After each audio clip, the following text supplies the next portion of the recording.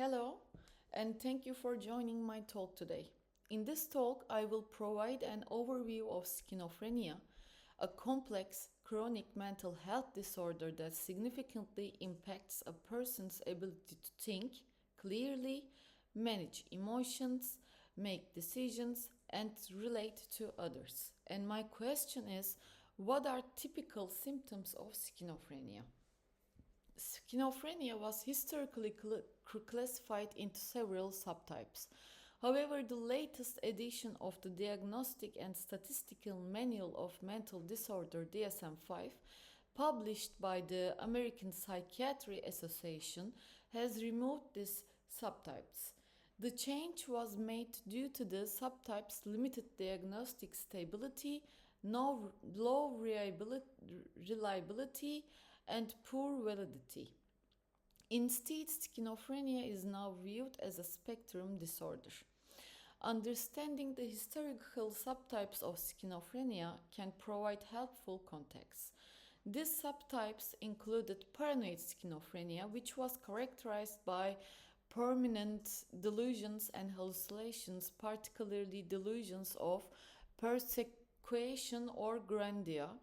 Second one is disorganized schizophrenia, which was included disorganized speech and behavior and inappropriate or flat affect.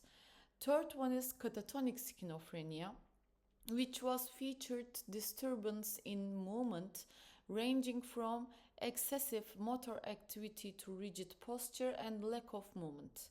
Fourthly, undifferentiated schizophrenia, used for individuals who exhibited symptoms of schizophrenia but did not fit neatly into the paranoid, disorganized, or catatonic subtypes.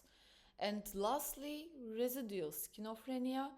In this one, individuals with a history of at least one episode of schizophrenia but currently showed less pronounced symptoms. The DSM-5 now emphasizes a dimensional approach to diagnosing schizophrenia, focusing on the severity of symptoms such as delusions, hallucinations, disorganized speech, abnormal motor behavior, and negative symptoms. Schizophrenia symptoms are divided into three main groups: positive, negative, and cognitive.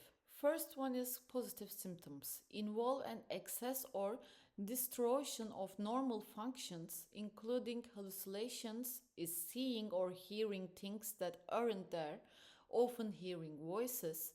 Delusions is strongly held false beliefs such as paranoia.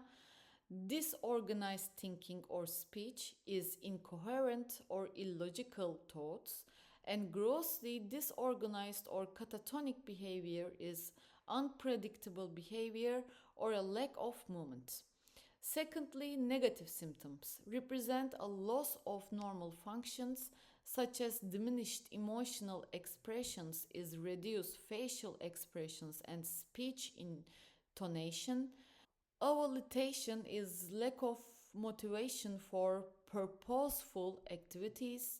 Alogia is reduced speech output, and hedonia is inability to experience pleasure and persistent sadness, and asociality is lack of interest in social interactions. Thirdly, cognitive symptoms involve difficulties with thoughts process, including impaired executive functioning, is trouble planning and making decisions. Attention deficits is difficulty focusing and sustaining attention.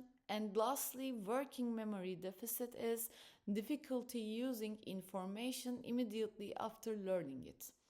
Treatment for schizophrenia requires a comprehensive approach including medication, which was antipsychotic drugs to manage symptoms. Psychotherapy is cognitive behavioral therapy to help individual cope, and support service is social and vocational rehabilitation to help individuals integrate into society. Let's look at the cause and brain impact on schizophrenia. The exact causes of schizophrenia are not fully understood, but it is believed to result from a combination of genetic, biochemical, and environmental factors. Neurotransmitter imbalances, structure abnormalities in the brain, and parental environmental influences are among the contributes factors. According to Abboud et al.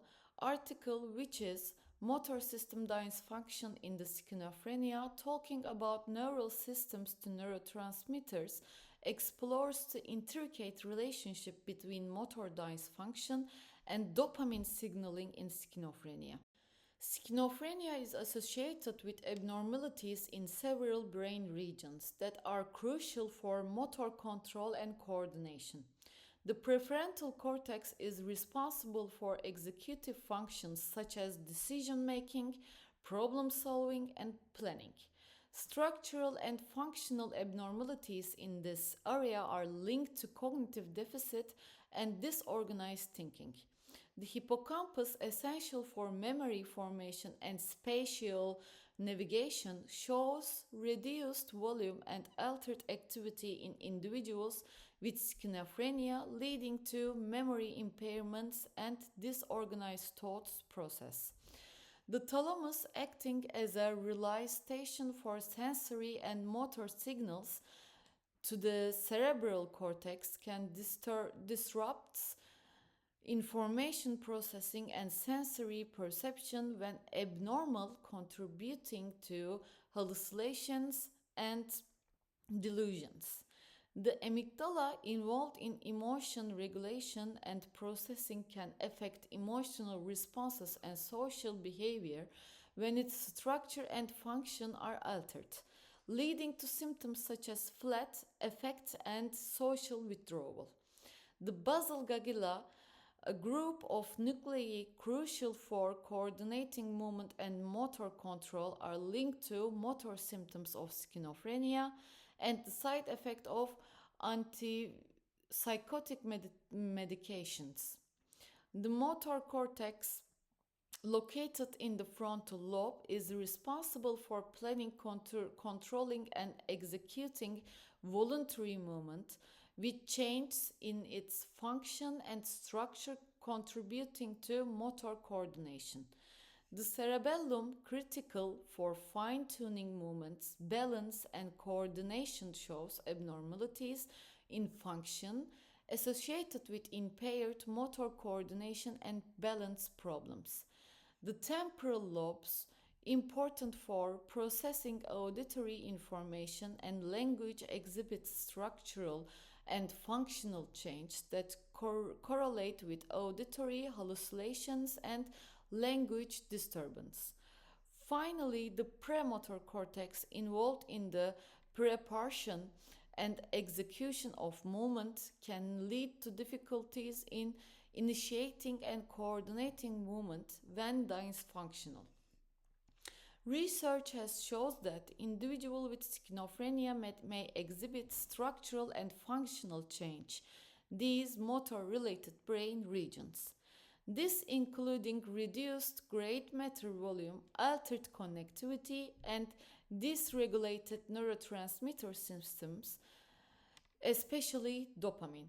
This change can underlie the motor system observed in schizophrenia, including catatonia, psychomotor agitation, or retardation and drug-induced movement disorders. Schizophrenia can significantly impact daily life through various motor symptoms. This includes catatonia, where individuals may become unresponsive and immobile, and psychomotor agitation, characterized by excessive purposeless movement like pacing. Psychomotor retardation involves slowing of thoughts and movement.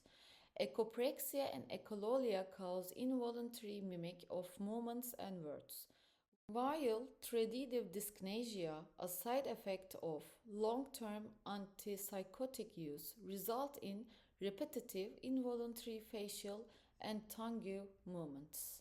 Addressing these symptoms can greatly improve the quality of life and independence for individuals with schizophrenia. Thank you for listening my video.